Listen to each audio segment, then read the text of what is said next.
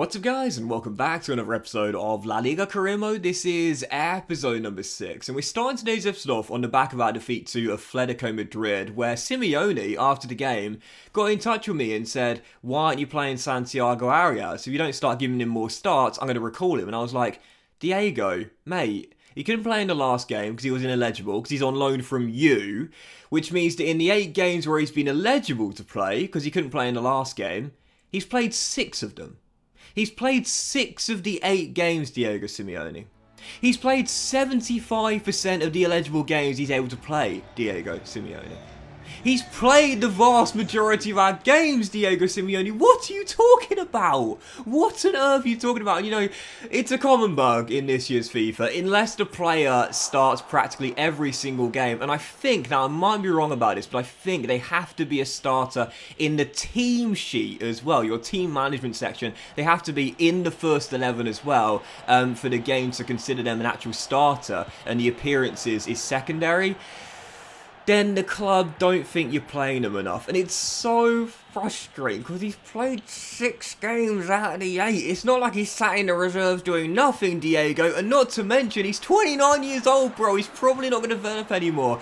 I don't know, man. I really hope in future versions of FIFA you can talk to the AI managers when they talk about your their player that's on loan at your club. In Football Manager, for those that don't play that game, basically when you've loaned a player in from a club and you're not perhaps giving them as much game time as you promised you would when you agreed the initial loan, the AI manager might come to you, like Diego Simeone did there, and say, why aren't you playing our player? And then you can respond and say, well, it's because he doesn't fit into our current tactical shape, or he's not been in great form, or, you know, or you could possibly say, okay, good point, I'll rectify the situation and start playing him more. Basically, you can talk to the manager and try and explain things from your point of view, or apologise. In FIFA Career Mode, you can't do that. If the manager threatens to recall their player, chances are they're going to recall their player in January. So come January time, there's a very good chance that Arias is going to go back to the Vicente Calderon. The Metropolitano now, sorry.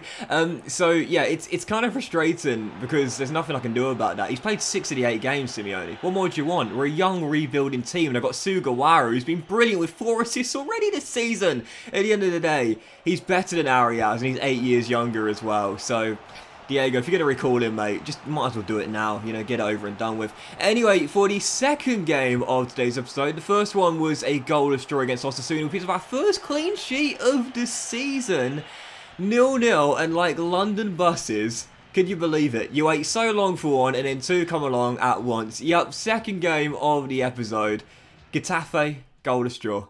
Yeah, I couldn't believe it. We'd waited all season long for a clean sheet. We got one away at Osasuna, and then back home at the Nuevo Estadio de las Camanes, we get a goalless draw against Getafe as well. So we lost to Atletico Madrid 3-1, but then back-to-back clean sheets and back-to-back draws, and I will take it as well. Defensively, that's been our Achilles heel to start the season off. We've been the league's worst defensive record, but I'm going to take that. I'm going to take that every day of the week. Back-to-back clean sheets and back-to-back points. Yep, I'm going to take that. Okay, they're not wins, but I'll take the draws. It's a solid point in both of those games. And again, the big plus is seeing we are able to defend. We can do it. Back-to-back clean sheets as well. And that means in our last 5 games, we've only lost once. And I'm whispering that because I know a poor run of form is right around the corner. But for now, only 1 defeat in our last 5. Back-to-back clean sheets. Starting to get some confidence with this Granada side. And 5 minutes into our 3rd game of today's episode. Levante away. What a start. 5 minutes in, it's Mia with the goal. And, you know, in the last episode, I briefly touched on it. We're looking for a new captain with Granada here. Someone to lead this team for the long-term future. I think Jan Bryce Ateki at this current point is probably my most likely leader in this team long-term at just 23 years old. But I do quite like the idea of Luis Mia wearing the armband as well. He is 27, so not the youngest, but he's a really solid, energetic player. High work rates, great stamina, and gave us the lead of his second goal of the season here away against Levante. Sadly, the lead would not last long, yet we couldn't follow up back-to-back clean through a third straight one. Levante back on level terms right after the restart really. It's 1-1, and I knew it was normal service resumed in this game. Yeah, we had 2 hours worth of football with 0 goals, but heading into this game, it was going to be a goal glut. I just felt it, you know, back to normal service here as we were tied at 1-1 inside the first quarter of an hour. Soon afterwards, a great save kept it at 1-1, and then from the resulting free kick, well, little bit of a worrying sign here. Catania goes up for a header. Our new centre-half signed from Rayo Vallecano, who's in the back line for our last 2 games and helps us keep those 2 clean sheets in a row, but goes down, stays down, and eventually I forced him off. Walked off the pitch on his own, but was walking pretty gingerly, so I know for sure that's not a bruise, that's a more serious injury. So yeah, Catania forced off. Barthia, the youngster, comes on. We're still tied at 1-1. Bit of a blow, but on the offensive end, nothing had changed. We kept on getting the chances, we kept on getting the opportunities, and with 5 minutes to go before the break, get in! First goal of this season for Darwin, our number 11, highest rated player on the left-hand side, sent through, and it's a clinical finish into the far corner. And I love this camera angle as well here. You'll see it in just a second's time with the visiting fans in the corner celebrating. That looks absolutely class, doesn't it? I often talk about this. Some of you guys ask me how I keep my career mode saves immersive and quite realistic. If you're playing away from home, very small tip, before the game starts, take note of where the away fans are housed. And if you do, Darwin's second goal of the season, take note of where the away fans are housed. And if you do get a goal, go and celebrate with them. Not always will the away team celebrate with the travelling fans, but more often than not they do. So if you know where the away fans are housed pre-game and you get a goal, go celebrate with them. If it's on your side of the pitch, of course. You can't run all the way back to the other side if they're on the other side of the pitch. But even so, he did for both goals there as we're back in front, courtesy of our number 11, and with 15 minutes to go. He's done it once again. Couple of games without a goal for our number 9, but back on the score sheet, Luis Suarez extends our lead to 2, and I felt for sure these 3 points are in the bag. And can I just say, it's about time we got a bit of luck in our favour as well. How many times in the past 3 episodes have we hit the woodwork? Well, stoppage time, holding on to a 2-goal lead. Levante looking for a consolation. The white beam bails me out. Yep, and deservedly so. We've hit the woodwork so often recently, it's about time the AI hit the woodwork themselves. Final score, Levante 1, Granada 3. Big victory on the road. Second away day victory of this season to go along with our win over Celta Vigo. Third victory of the campaign. And that means now just 1 defeat in our last 6 games. Best run of form for Granada this season. 12 games into the campaign, around a third of the way through now. Barca leading away, but Granada right now 11th place, 4 wins on the board, 15 points.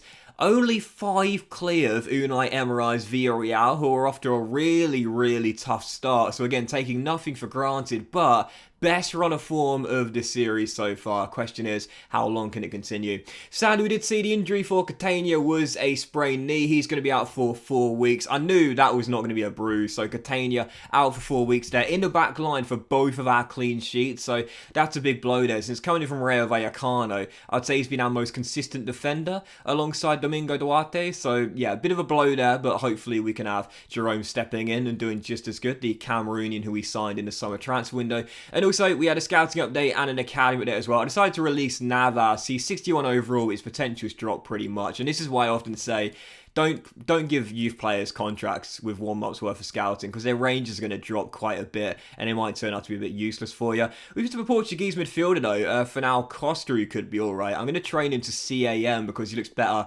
as an attacking midfielder or a winger. Actually no, I trained him to a winger, right wing. Looks better as a winger or an attacking mid in this team. But if you read the title, you're waiting for this, I did decide to finally give him a pro deal. The first player we picked up from the scouting in our academy, and he looks really good.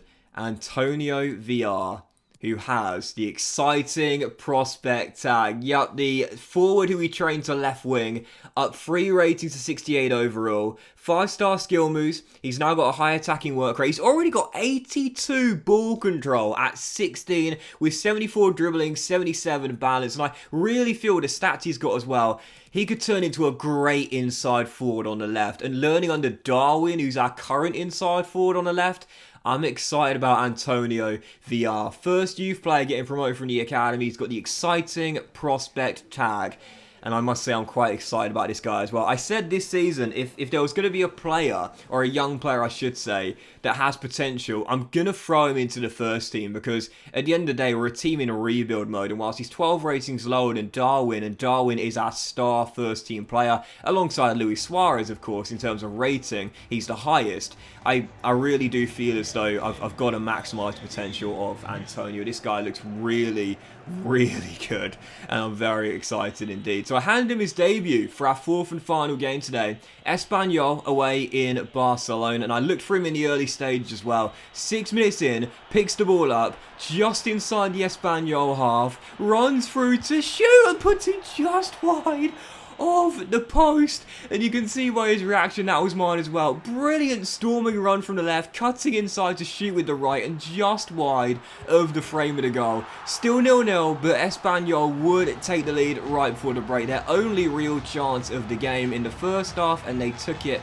as well. Maximiano beaten by Puado at the near post, and Espanyol do have the early lead. He's a great youngster, by the way, Javier Puado. Really good in this game. That's his 5th goal this season already in 13 games. He's a really tremendous, creative and attack-based player in this career mode. So Espanyol in front through Puado. But to be fair, the 16-year-old VR was our star in this game here. He thread through Uzzini with a golden chance to level it with 22 minutes to go. And in a game of few chances, it was VR who had the best and created the second best as well. Sadly, couldn't take either of them in the end. Fired both shots wide, and in the end lost the game by a goal to nil. Very tight. Not many clear-cut chances, could have gone either way. Probably a draw would have been the right result, but in the end, Espanyol were just a little bit more clinical and took the one chance they got. Final score 1-0, and after just one defeat in 6, we do have a loss there away in Barcelona. Unsurprisingly so though, of course, we knew a good team like Espanyol were going to be a problem for us, and sadly, our run was going to end at some point,